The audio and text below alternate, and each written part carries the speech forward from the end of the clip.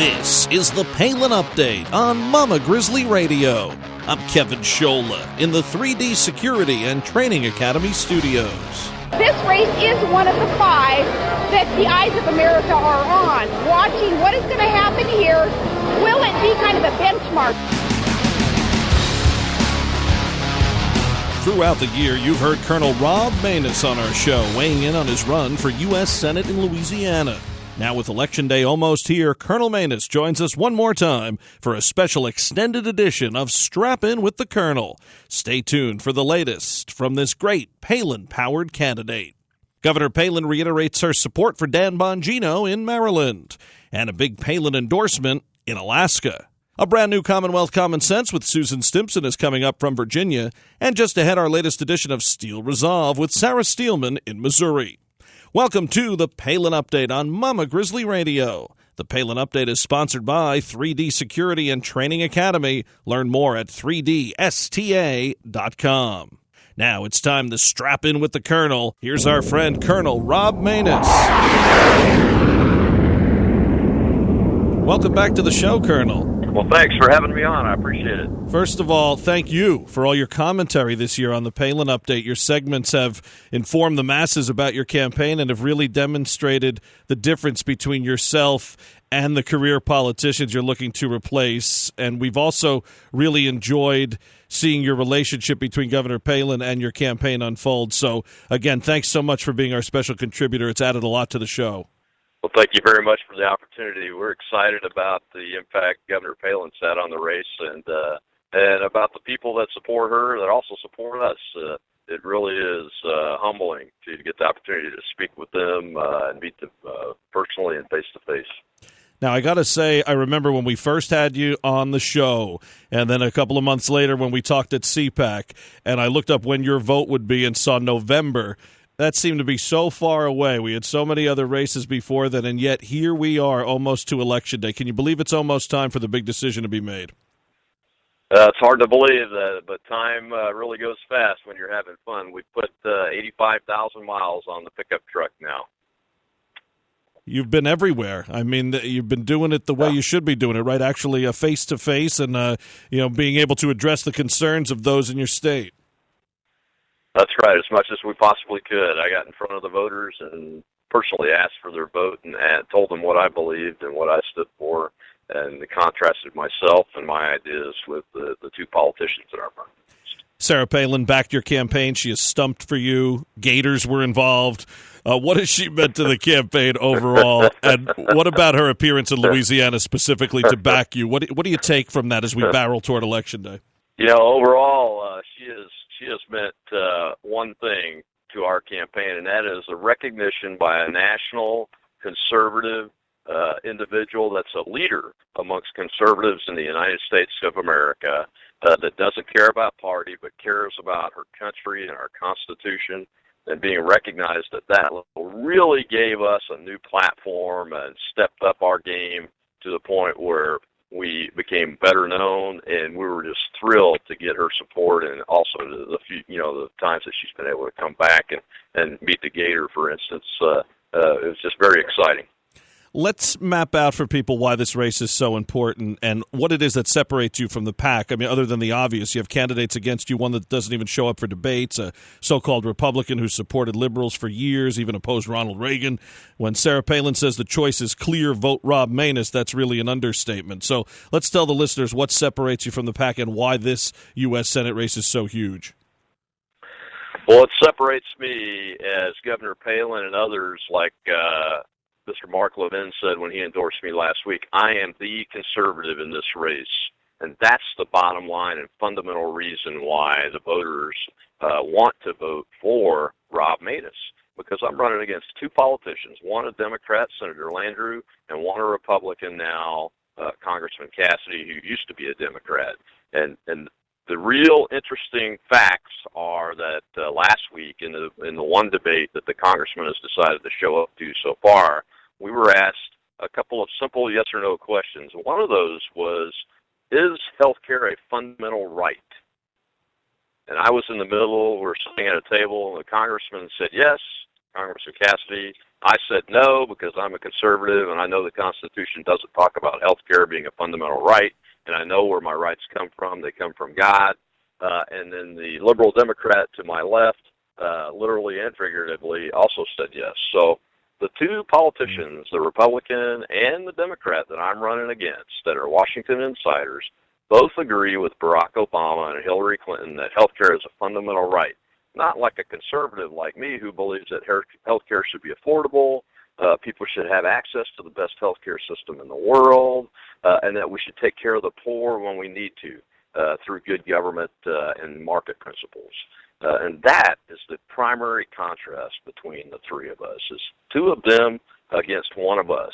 One of us being a citizen that had served his country, yes, but is putting himself out to serve again in order to create a government that's worthy of the American people again.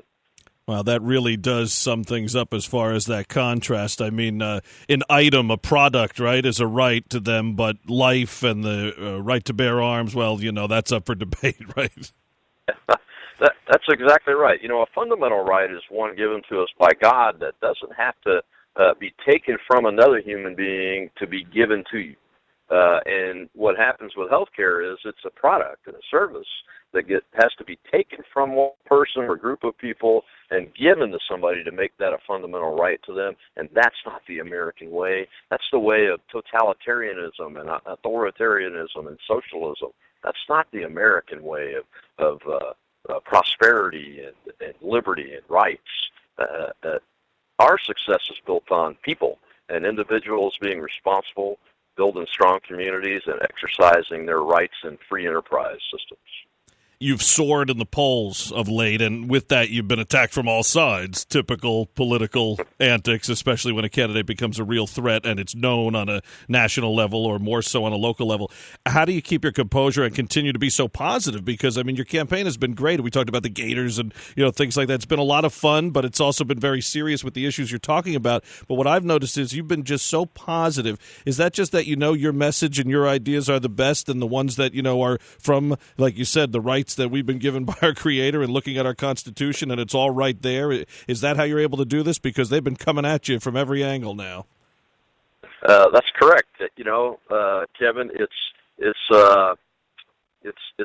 very simple.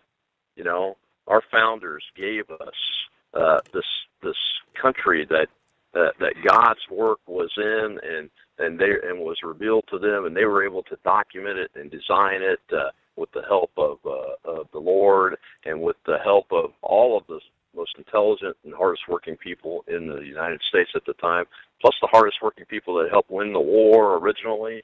And I know when I see that Constitution that it's a timeless set of principles, it's a timeless form of government that's the best ever given to mankind, and it will always be there, ours for the protecting and ours to be used. Even though we may go far away from it, like we appear to be now, we will always have it to go back to, and that's why I can stay positive, because I know they were right. And the people I'm running against, you know what? Deep down, they know they're right too. But right now, it's about power and political party and corporate power for them, and the people are going to take it back from them in this election. Just like so many of our brave men and women who've served this country, you're very modest about your service. You don't like to talk about yourself too much, so I'm going to brag about you a little bit. You've been really an American hero here for us, and your service, dedication to this country is right there with anybody. Let's talk a little bit about that, your background, your military background, and how will that service to our country help you in D.C.? Because I think, with what's going on around the world right now, and just when it comes to issues about not only those in the military, but military families, you can really relate to those because you've lived through it. Well, yeah, when my brothers and I were traveling with my mom and dad, we lived all over the country and even in North Africa, and we were exposed to Islam while we lived in North Africa as boys and young teenagers, and we have seen how the world is and how it works, and we learned one thing from those experiences, and this is what I learned and reinforced as I grew through the Air Force for over 32 years from age 17, and that is you have to deal with the world as it greets you, as it is. You can't imagine that the world should be a certain way and then deal with it that way. Our founders saw that they had a world, they had to deal with it, and they dealt with it as it was. And then the principles that God helped them understand through their education and their experience were able to be written down that way to deal with the world as they knew it was, not as they wished it to be. And that's the key to having somebody that understands that principle and understands national security, has a background in education on that, and long command and leadership experience, both in staffs and working with different governments around the world and all levels of government in the United States as a senior officer and leader, and understands what it takes and what it means when you say yes to a vote that results in our young men and women being committed to combat and to war, instead of like what this Congress recently did with their continuing resolution, give this president a blank check, basically, to go fight the war in northern Iraq and Syria. And I agree that ISIS is a threat, but the Congress is the war declaration power in our Constitution, and they're being derelict in their responsibilities to the Constitution and to us, the people, by not insisting a debate occur and figuring out how to pay for this operation if the president can show he's got a good strategy, and I haven't seen a good strategy yet. You've been very clear on where you stand on the issues. You haven't wavered. You just talked about health care a little while ago, talking here about issues when it comes to our military. One other thing before we let you go, Colonel, let's one more time let everybody know about your stand when it comes to amnesty. Amnesty, the Democrats want to give 100% amnesty and citizenship to all these millions of people that have broken our laws. And my congressional Republican opponent that wants to give pathway to citizenship to illegal aliens if they pay a fine. And I say, speaking for the American people, we should do neither. I have too much respect for the American people and the people of Louisiana and their jobs and their right to live secure and free from crime and drugs and sexual assault and those kinds of things, to allow that to occur on my watch. So we need to secure our border, no amnesty, no pathway to citizenship. Once we've done all that, then we can talk about reform, but not until, because President Reagan tried to do that too, gave 1 million people amnesty, and then they didn't secure the border, and now we have more than 12 million people that are illegal aliens in this country, and we're not going to do that. So once we get those things done, secure the border, no amnesty, no pathway to citizenship, then we can talk.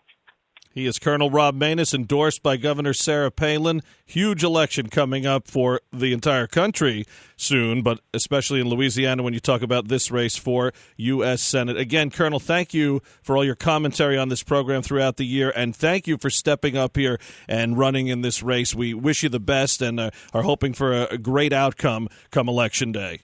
Oh, thanks, Kevin. Thanks for having me on. We're very grateful to all the support from the folks that love Governor Palin, and we are very grateful for her support and her family's support for this campaign and for America and what she's doing for us regular folks out here that are citizens that want a strong America.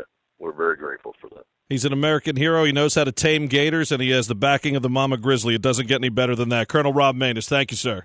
Thank you. Thanks to the Maness campaign for a tremendous series of Strappin' with the Colonel featuring Rob Maness on Mama Grizzly Radio. For more on Colonel Maness, head to robmaness.com. That's ROBMANESS.com.